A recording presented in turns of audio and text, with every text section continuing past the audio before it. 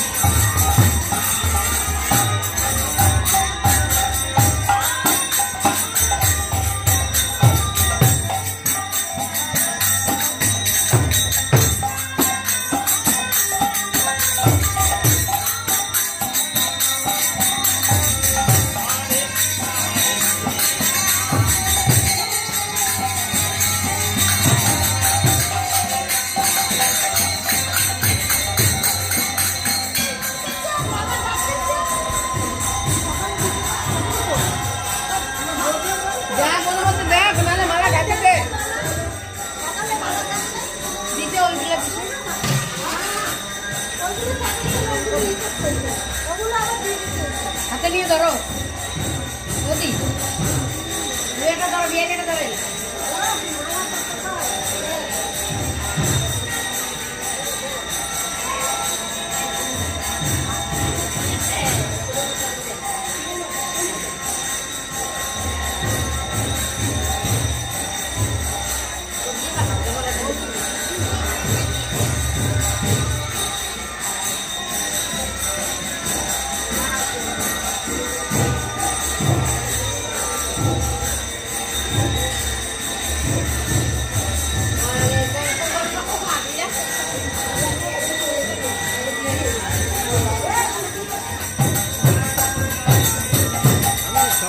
দেখতেছি আপনার চেনা চেনা লাগে আমি অ্যাক্টিভ লোক ইন্টারটেস হয়ে গেল ভালো লাগবে পরে আবার দেখা হবে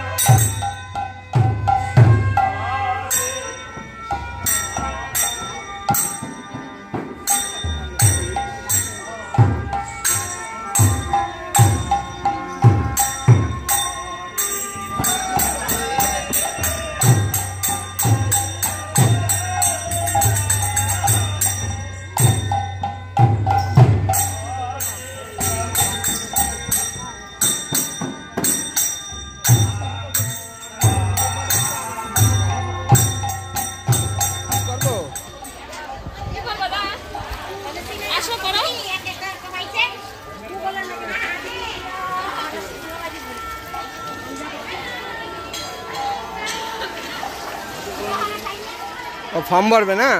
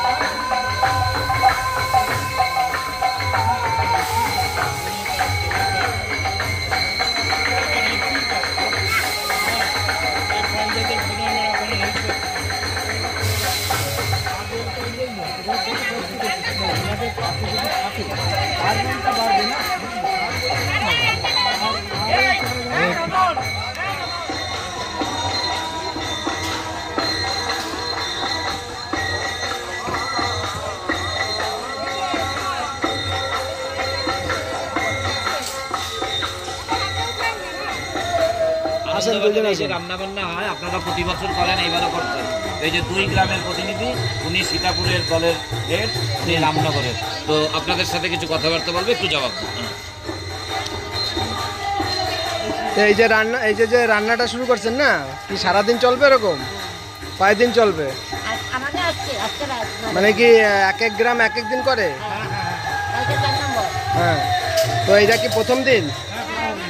না, কালকে যে 4টা দল আছে না, হ্যাঁ। দলের রান্না করছে। আজকে প্রথম আমরা সামনে করছি। তো এই যে কি সব মানে আপনাদের গ্রামের সবাই মিলে করে? তো মানে রান্না টান্না হবে, সব কিছু আপনাদের দায়িত্ব, খাওয়ানো? তাহলে সকাল থেকে কত কেজি চাল রান্না করছেন? কয় বস্তা মানে? 150 কিলো, 170 কিলো।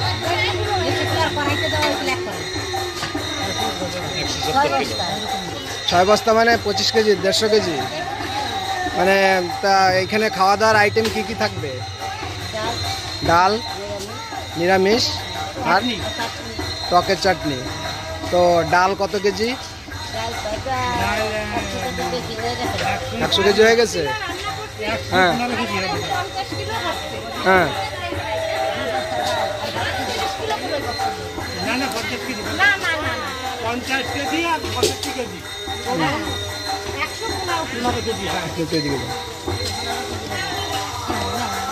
আর এই সবজি টবজি কত কেজি সবজি?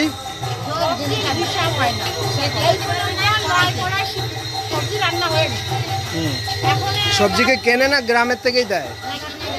কেনা হয়, যেরকম রেশন আইটেমটা কিনতে হয়, মানে সবজিটাও কিনতে হয়। হ্যাঁ হ্যাঁ। মানে চাল ডালের হিসাবটা আছে, সবজির হিসাবটা থাকে না। তা এখন পর্যন্ত কত লোক খেয়েছে হবে হিসাব? মানে 1000-এর উপর লোক মধ্যে খাওয়া হয়ে গেছে। তো এরকম এরকম রাতের বেলা আবার চলবে? এরকম কদিন চলবে? 4 দিন। 4 দিন। মানে এরকম নাম কীর্তন হতে থাকবে আর এখানে খাওয়া দাওয়া চলবে। ঠিক আছে, ভালো লাগলো অনেক, নমস্কার।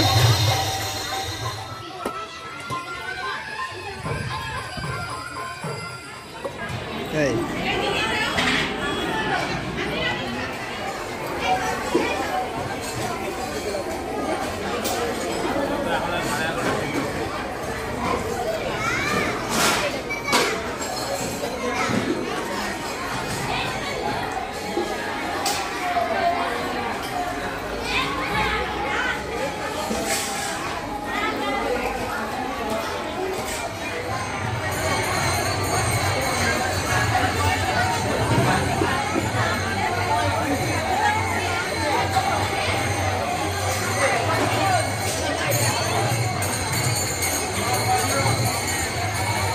আজকের অখণ্ড নাম সংকীর্তন মহোৎসব তোমাদের কাছে কেমন লেগেছে অবশ্যই কমেন্ট করে জানাবে।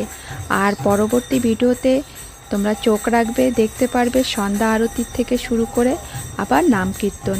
তাহলে বন্ধুরা, আজকের ভিডিওটা ভালো লাগলে একটা লাইকের সঙ্গে সঙ্গে শেয়ার করে দিও। আর যারা আমার ব্লগে নতুন আছো প্লিজ সাবস্ক্রাইব করতে ভুলবে না। সবাই ভালো থাকবে, সুস্থ থাকবে, ধন্যবাদ।